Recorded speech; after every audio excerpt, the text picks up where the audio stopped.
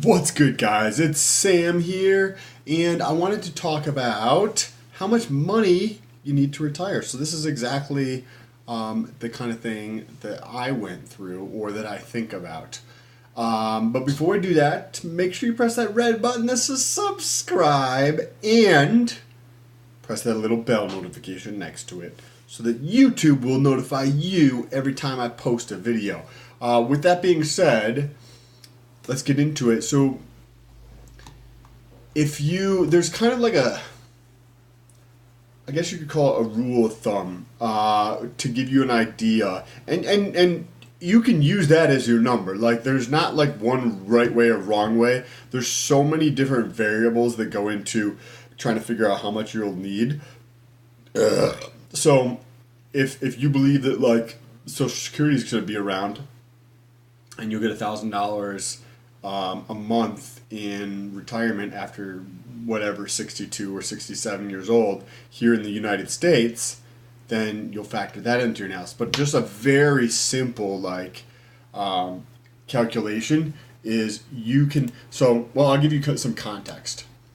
There was this guy William, I think his Benjen is his name, and it was probably I think in the 70s or 80s or something, or maybe I don't know. It was a little while back.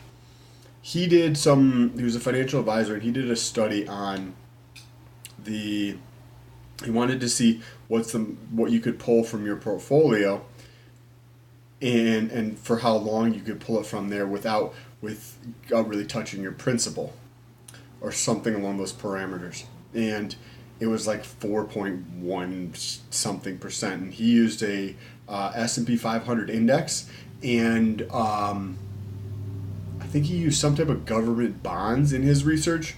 Then there's a Trinity study, which is just a bunch of professors out of like some Trinity University. The university was called Trinity something, and that's what so if you Google like the Trinity 4% rule or Trinity 4% something, you'll find it. But it was just basically a bunch of professors out of this Trinity school, and they kind of did this very similar study as the William Benjamin. I think I might be saying his name wrong, and they came up to a similar conclusion, except for there was the slight definition differences in terms of they used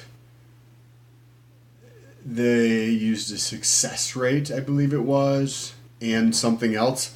But anyway, they came to a very similar conclusion. You could draw about 4%. Theirs was a little bit lower, but they used a different parameter. I think they used the S&P 500, and they used government or corporate bonds. And so, like, the reason that I make the distinction between government bonds or corporate bonds is because there's a risk and volatility difference between the two. Government bonds are more stable in the risk profile in terms of the volatility of the price movement is different than if you were to look at corporate bonds that has a higher volatility of those. So, but they both came to about the same conclusion, about 4%.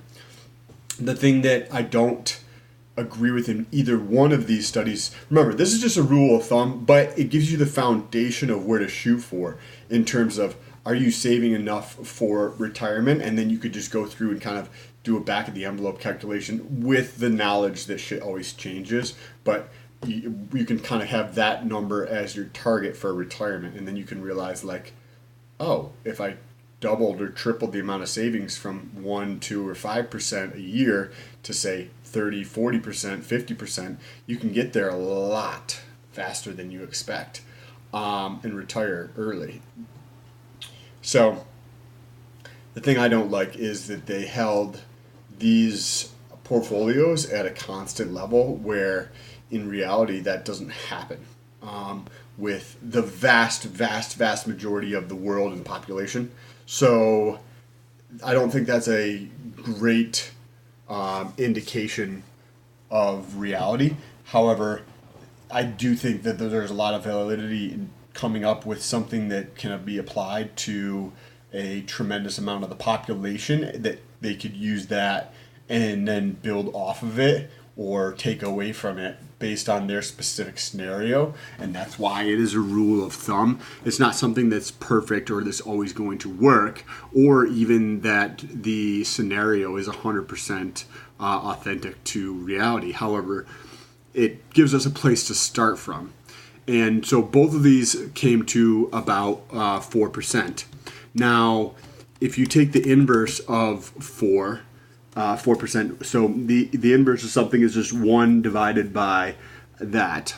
So if you take the inverse of 4%, it's 25.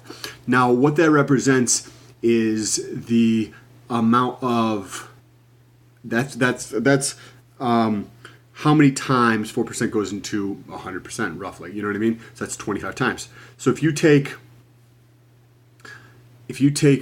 how much you spend per year, right?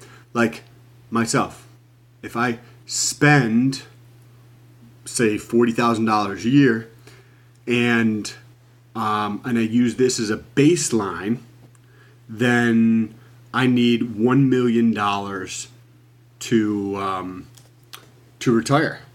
Whereas if you were to, say, cut your spending, as I did in the previous video, from, say, $40,000 and you were able to live off of $30,000, then you only need $750,000. So you cut $250,000 off of the total amount you need in retirement just by spending $10,000 less a year.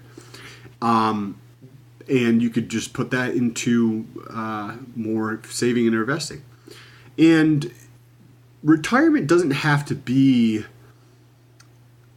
It doesn't have to be the what you read or what you hear about from other people. You get to define that for yourself, and whatever it is that you want to be, whether that is fucking chilling on a beach or moving to a tropical area, like. You get to define that, or it could just be focusing on what you love to do and staying where you are, or maybe you truly love your job. You know what I mean? Like, you can define retirement however you want.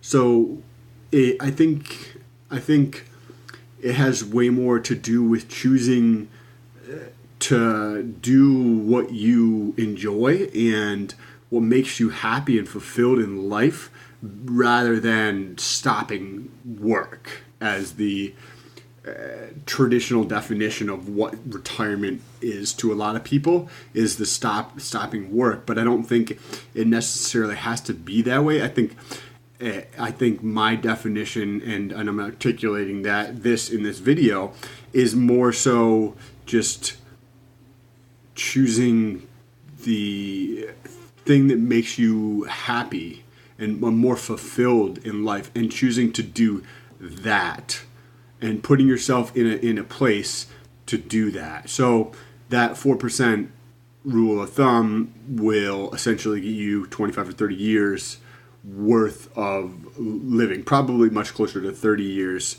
of living off of $40,000, right? So if there was $1 million portfolio,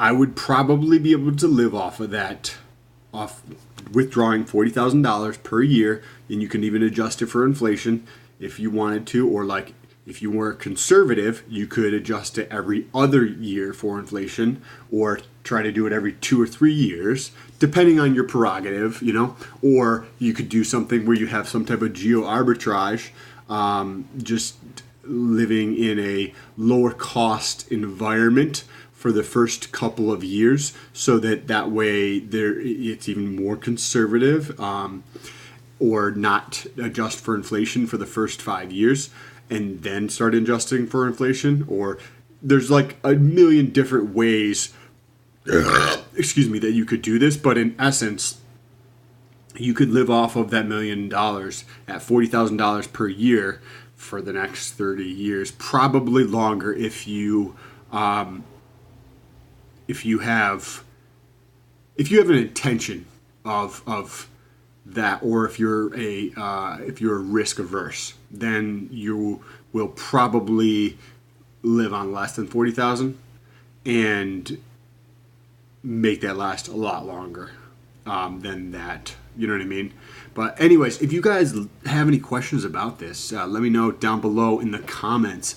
I'm curious to know where people's minds are in terms of if they want to retire early and how they are thinking, or if they've come across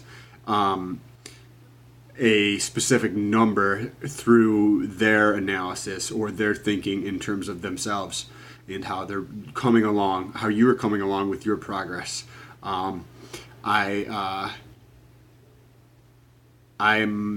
curious to see how the next several years play out. I also, if I'm doing something that I'm truly, truly passionate about, I don't see that as a retirement, because if I love what I do every single day and the place I'm in my life, I don't see why I would want to retire, because I'm doing exactly what I want to do every single day. And that is the place that I think is almost the ultimate. If you are doing what you want to do to every single day, why stop doing that ever? You know what I mean? Because if you enjoy it and that's something that makes you money, why would you ever stop doing that? So I guess that's predicated on the understanding of oneself and the self-awareness that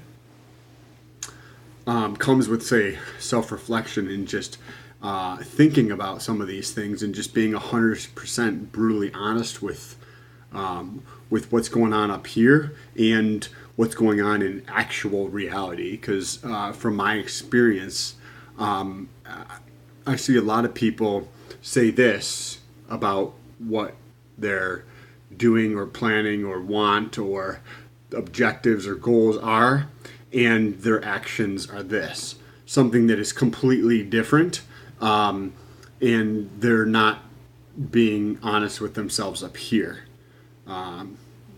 So that's has to be the foundation to taking action on these things or whatever. But if you guys have any questions, let me know down below in the comments.